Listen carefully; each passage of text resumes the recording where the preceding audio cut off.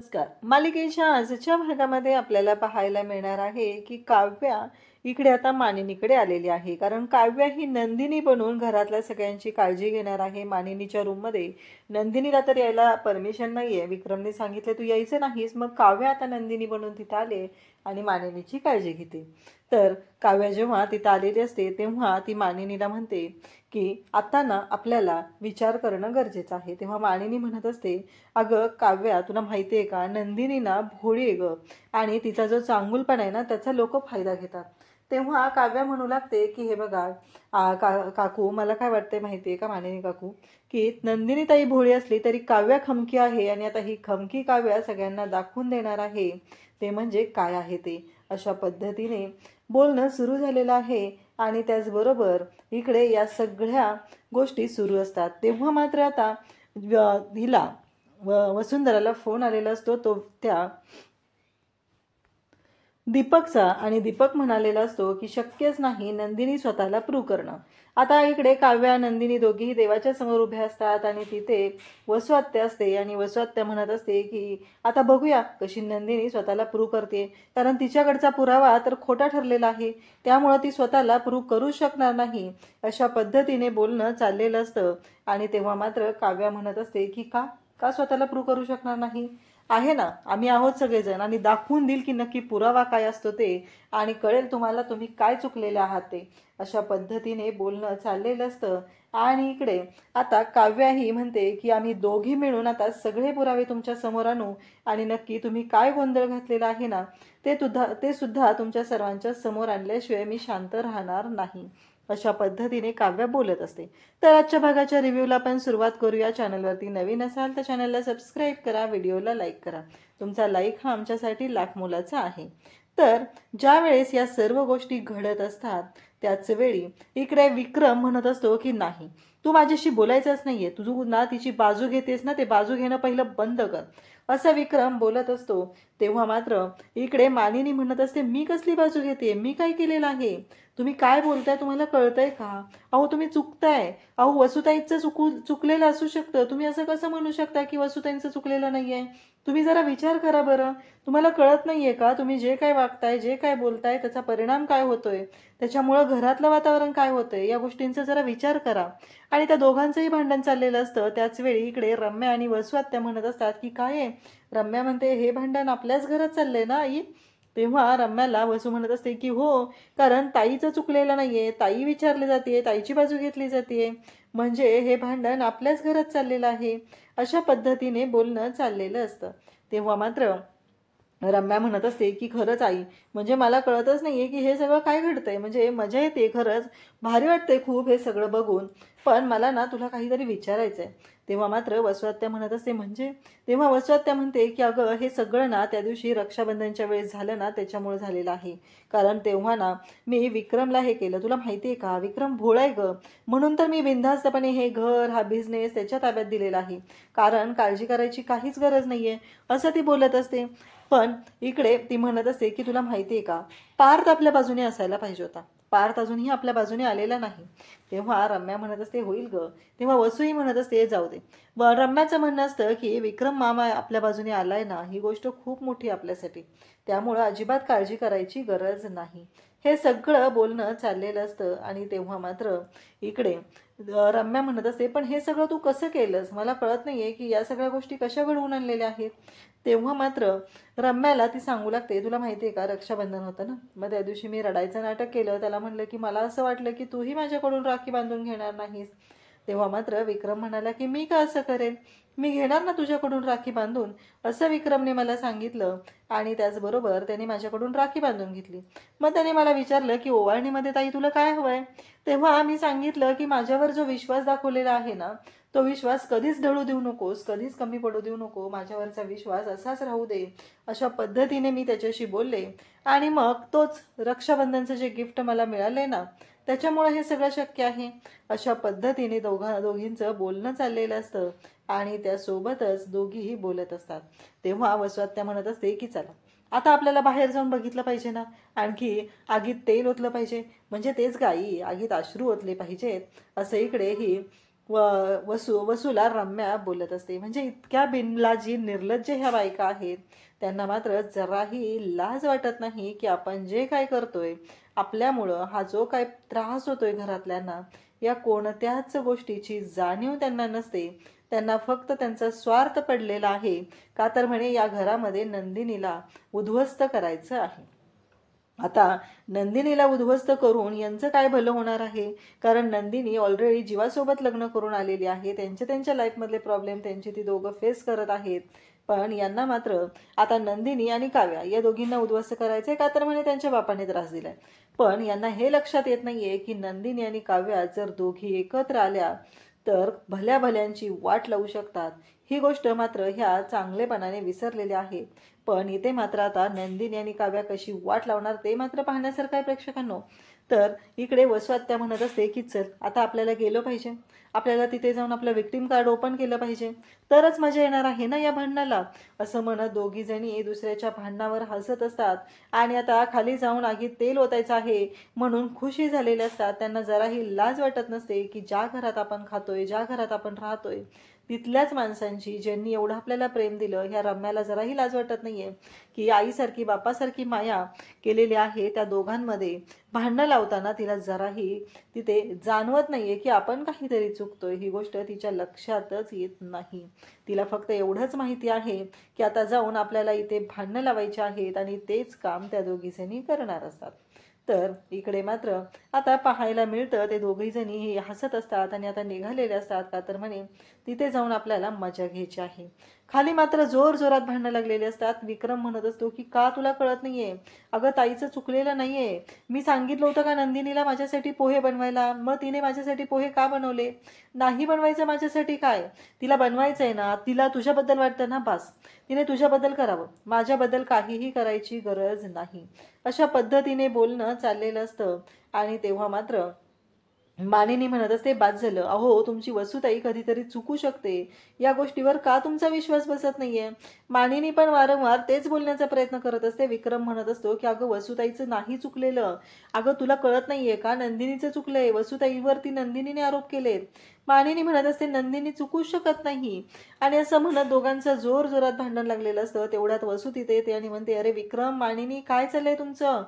तेव्हा मात्र इकडे हे सगळं भांडण बघून आता वसुताई आलेली आहे हे बघून खरं तर खूप राग आलेला असतो आणि मानिनी म्हणत असते की जा तू नको थांबूस माझ्या समोर, असं विक्रमला बोलत असते. कारण आज तागायत अशा गोष्टी कधीही घडलेल्या नव्हत्या आणि आज मानिनी या भाषेत बोललेली असते. वसु तिथे येते आणि म्हणते हात जोडते रे, भांडण नका करू तुम्ही कशाला भांडताय? कारण मी समजून घेतलंय ना, मग तुम्हीही सोडून द्या ना. असं म्हणत आता रडायचं नाटक सुरू झालेलं असतं. कारण तिला दाखवायचं असतं की ती किती चांगली आहे आणि म्हणूनच हे सगळं रडायचं नाटक ती करत असते. आणि तिनं सगळ्यांच्या समोर आव आणत असते की नाही म्हणजे मी जे काही केलेलं आहे ते मान्य आहे मला, पण अगं मी हात जोडते. तेव्हा मानिनी म्हणते की बास झाला, तुम्ही तर शांतच राहा, तुमच्यामुळेच हे सगळं झालेलं आहे आणि आता हात जोडायची वगैरे नाटकं, ही सगळी नाटकं माझ्यासमोर नाहीत करायच्या, निघा इथून. आणि विक्रमलाही ती तेच सांगत असते की निघा तुम्ही इथून, माझ्यासमोर कुणीही थांबायचं नाहीये, असं तिचं म्हणणं असतं. आणि त्याचबरोबर तिला माहिती असतं की हे सगळेजण काय करत आहेत, या सगळ्यांशी काय बोललं पाहिजे. मानिनी म्हणते की बास झालं, कारण आजपर्यंत माझा नवरा माझ्याशी कधी आवाज चढून बोलला नव्हता, आज तुमच्यामुळे तो माझ्याशी भांडतोय. पुन्हा विक्रम भांडायला सुरुवात करतो की याच्यामध्ये ताईचा काही संबंध नाहीये, मी ताईमुळे नाही भांडते तुझ्याशी, तू नंदिनीची बाजू घेते, नंदिनी चुकलेली आहे म्हणून भांडतोय मी, तू नंदिनीची साथ देणं सोडून दे, ही भांडणं आपोआप मिटणार आहेत, असं विक्रम सांगत असतो. तेव्हा मात्र इकडे विक्रम म्हणत असतो की बाद झालं नंदिनी, तुझ्यामुळे हे सगळं होतंय. काव्याला तर कळतच नाहीये की काय करू हे सगळं. विक्रम काका अशा पद्धतीने ताईशी बोलत आहेत, या गोष्टीवर काव्याचा विश्वासच बसत नाहीये. काव्या म्हणत असते काय आहे हे सगळं. त्याच वेळी मानिनी म्हणते की बाद झालं, या माणसाला माझ्यासमोर ठेवायचं नाहीये, चालता हो इथून, असं मानिनी बोलत असते. पार्थ समजावत असतो. त्याचबरोबर इकडे आता पार समजवत असतो, जीवा समजवत असतो. परंतु मानिनी आणि विक्रम दोघंही ऐकायला तयार नसतात. दोघंही भांडत असतात. कारण त्यांना माहिती आहे की आता सध्या चुकलेलं कोणाचं आहे हे मानिनीला चांगलं माहिती आहे. मानिनी म्हणत असते की जरा सारासार विचार करा, आजपर्यंत ही मुलगी असं कसं वागू शकते जी घरातल्या माणसांना जोडण्यासाठी प्रयत्न करत आहे, कधी तिचा पदार्थ चुकू देत नाही. आणि त्याचबरोबर हे सगळं काय चाललंय. तेव्हा नंदिनी म्हणते की आई मी तुमच्या पुढे हात जोडते, खरंच हात जोडते, प्लीज असं नका करू. तेव्हा मानिनी म्हणते, बाद झालं, हात बीत कुणापुढे जोडू नकोस बरं, अजिबात चुकलेला नाहीये, हा तुझा हळवेपणा आहे ना, बंद कर.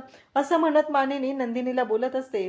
नंदिनीला म्हणत असते की नाही, काही झालं तरी नंदिनी हात जोडायचे नाहीत.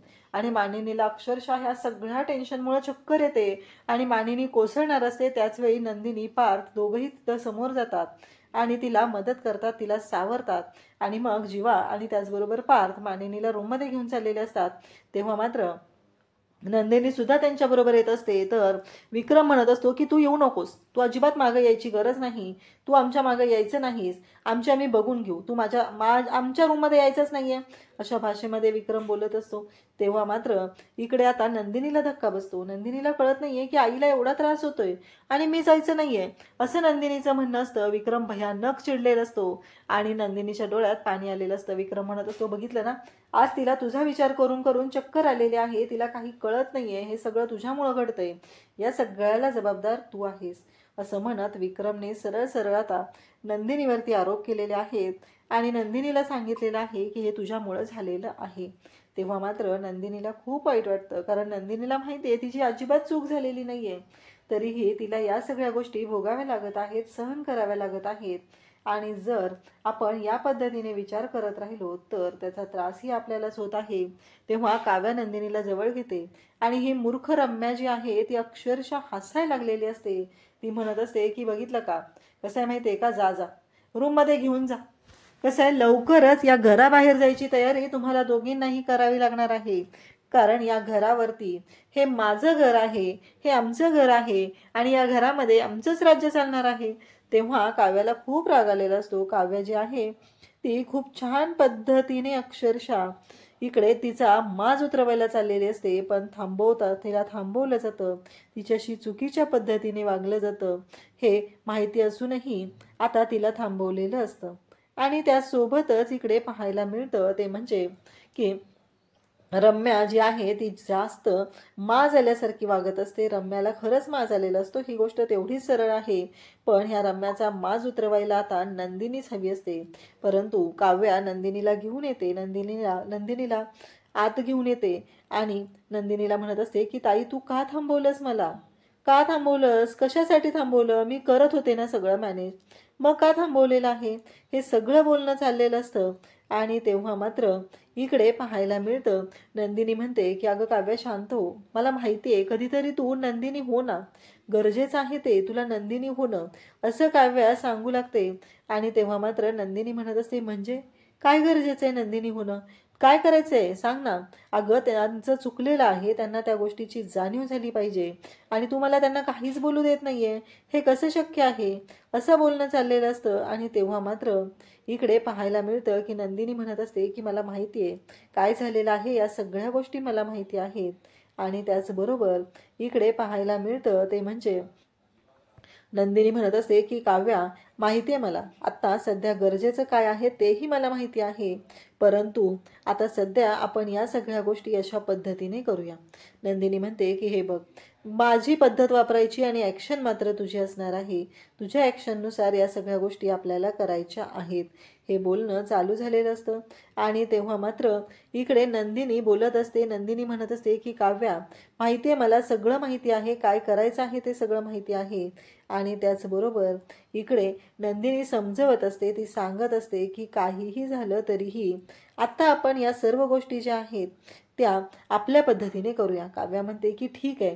तेव्हा नंदिनी म्हणते की हे बघ काव्या, तुला नंदिनी बनवून घरातल्या सगळ्यांची काळजी घ्यायची आहे, घरातल्या सगळ्यांना काय हवं काय नको ह्या सगळ्या गोष्टी तुला पाहायच्या आहेत आणि जर तू हे पाहिलं तरच सगळं व्यवस्थित असणार आहे, अशा पद्धतीने बोलणं चाललेलं असतं. आणि तेव्हा मात्र इकडे नंदिनी बोलत असते. नंदिनीनं सांगितलेलं आहे, काव्याला समजवलेलं आहे, आपण हे सगळं दोघींनी एकत्र येऊन ही घडी विस्कटलेली जी आहे आपल्या घराची ती नीट बसवायची आहे, पण त्यासाठी तुला मी सांगितले ती पद्धत वापरायची आहे. काहीही झालं तरीही घरातील कोणालाही त्रास होऊ द्यायचा नाही. करशील ना माझ्यासाठी एवढं, संयम बाळगशील ना, तुला माहिती आहे ना, जर संयम बाळगला तर सगळ्या गोष्टी व्यवस्थित होतात. त्यामुळं आता हे सगळं जे काय आहे ते आपण दोघींनी पहिल्यासारखं करूया, असं नंदिनी तिला सांगू लागते. तेव्हा मात्र काव्या म्हणत असते की हो ताई. आणि काव्याने आता नंदिनीला समजून घेतलेलं आहे. दोघीजणी एकत्र आलेल्या आहेत. घरामधले वाद पेटू द्यायचे नाहीत. घरामध्ये शांतता निर्माण करायची आहे. इकडे आता मानिनीच्या रूममध्ये वसू असते आणि वसू मानिनीच्या शेजारी बसलेली असते आणि म्हणत असते, अगं मानिनी असं काय करते? अगं जरा शांत हो ना. मी तुझ्यासाठी ज्यूस आणू का? मी तुझ्यासाठी अशा पद्धतीने हे करू का? अगं तू काही सुद्धा खाल्लं नाहीये ना सकाळपासून, मग तुला त्रास होतोय ना. असं सगळं तिचं बोलणं चाललेलं असतं. तेव्हा मात्र मानिनीला खूप राग येतो. मानिनी म्हणत असते, काय आहे हे? म्हणजे हा कसला आव्हान चालू आहे यांचं? कारण यांना काय दाखवायचं आहे? हा विचार मानिनीला पडलेला असतो. मानिनी म्हणत असते की बस झालं, आतापर्यंत मी खूप ऐकून घेतलेलं आहे, यापुढे मी काहीही ऐकून घेणार नाही, असं मानिनी बोलत असते. मानिनी म्हणत असते की आता मी सहनच करणार नाहीये. काहीही झालं तरीही या सगळ्या गोष्टी ज्या आहेत त्या मी ऐकून घेणार नाही, अशा पद्धतीने बोलणं चाललेलं असतं.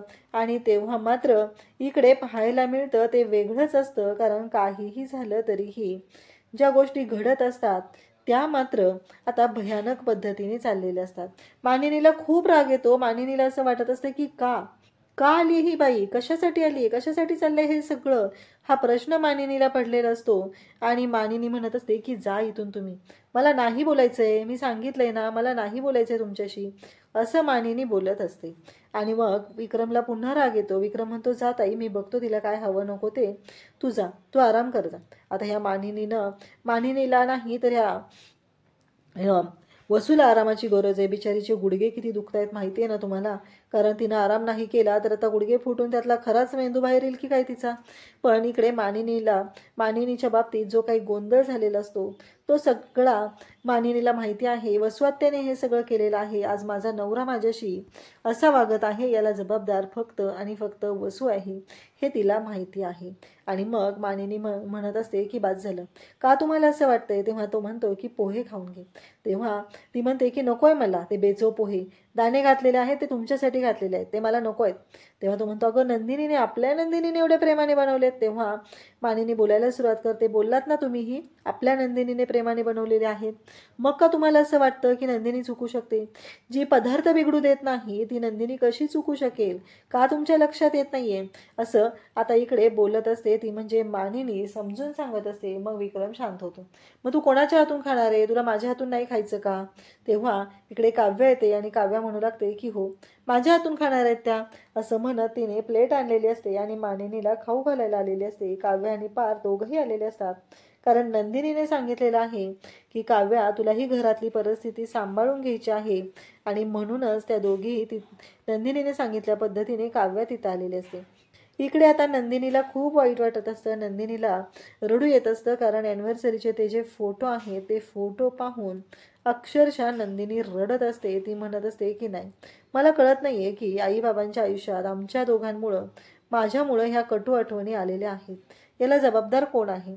हा प्रश्न तिला पडलेला असतो. आणि ती मात्र म्हणत असते की नाही, मला कळत नाहीये. तेव्हा जीवा तिथं आलेला असतो. जीवा म्हणत असतो की मला एक साधी गोष्ट सांग, याच्या आधीही अशा गोष्टी घडलेल्या होत्या की नाही? याच्या आधीही आई आणि तुझ्यामध्ये वाद निर्माण झाले होते की नाही? तेव्हा आईनं, मी आजारी होतो तेव्हा तुला सांगितलं होतं की नाही की या घरात तू थांबायचं नाही? या सगळ्या गोष्टी घडल्या होत्या ना. मग मला सांग, आज तू एवढं टेन्शन का घेते? त्यावेळेस मला सांग, या आपल्या रूममध्ये यायलाही तुला बंदी घातली होती ना, मग तू आलीसच ना, सगळं व्यवस्थित झालं, मग कशाला तू काळजी करतेय? अगं नको विचार करू, सगळं व्यवस्थित होणार आहे, अजिबात काळजी करायची गरज नाही, असं तिला जीवा समजवत असतो. जीवा म्हणत असतो की हे बघ, काहीही झालं तरीही महत्त्वाची गोष्ट काय आहे? आणि तेवढ्यातच नंदिनीच्या कापणीचा एक केस निघलेला असतो. जीवा म्हणतो, एक मिनिट. तेव्हा नंदिनी म्हणते, काय करताय जीवा तुम्ही हे? जेव्हा म्हणतो, थांब ना जरा, असं म्हणत तो नंदिनीला थांबवतो.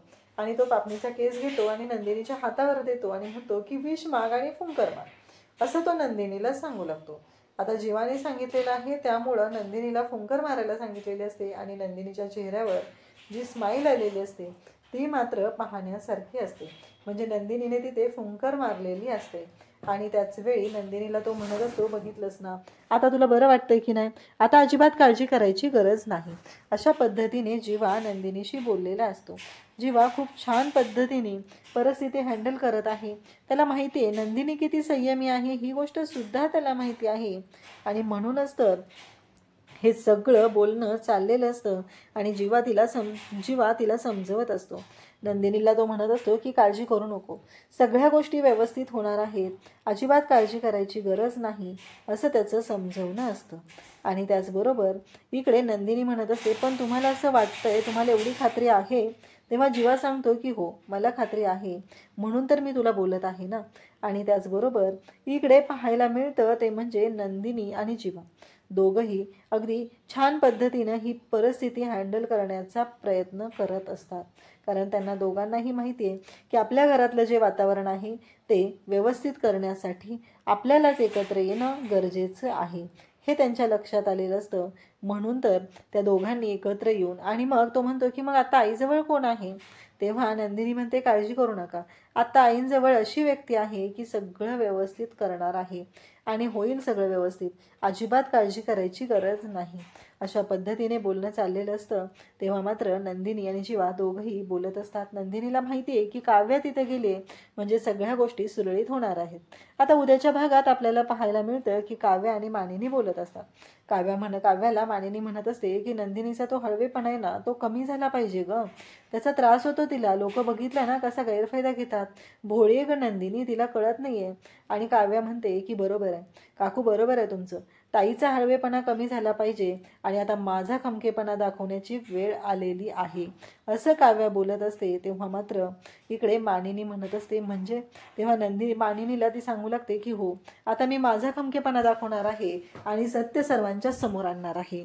आणि त्याच वेळी ती म्हणते, काळजी करू नका काकू, मी आहे नंदिनी ताई बरोबर, मी तिला कधीच एकटं पडू देणार नाही, अशा पद्धतीने काव्या बोलत असते.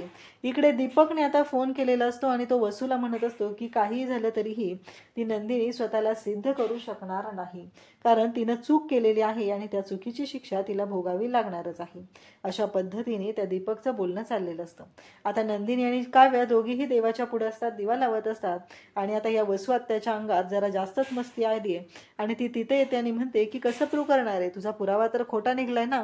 तेव्हा काव्याने आरतीचं ताट हातात घेतलेलं आहे आणि त्या ताटातील दिव्यावरती हात ठेवून काव्या शपथ घेत आहे. आणि त्याच वेळी तिथे जीवा नंदिनी दोघंही आहे. तेवढ्यात पार तिथे येतो आणि म्हणतो, आम्ही सगळेजण आहोत, त्यामुळं काळजी करायची काहीच गरज नाही, लवकरच सत्य सर्वांच्या समोर येणार आहे, असं म्हणत या चौघांनी एकत्र येऊन आता विडा उचललेला आहे वसू आत्याला उघडं पाडण्याचा. कारण तिनं जे कांड केलेलं आहे त्यामुळंच ह्या सगळ्या गोष्टी घरामध्ये घडलेल्या आहेत, हे सगळ्यांच्या लक्षात आलेलं आहे. अशाच अपडेटसाठी चॅनलशी कनेक्ट राहा. थँक्यू.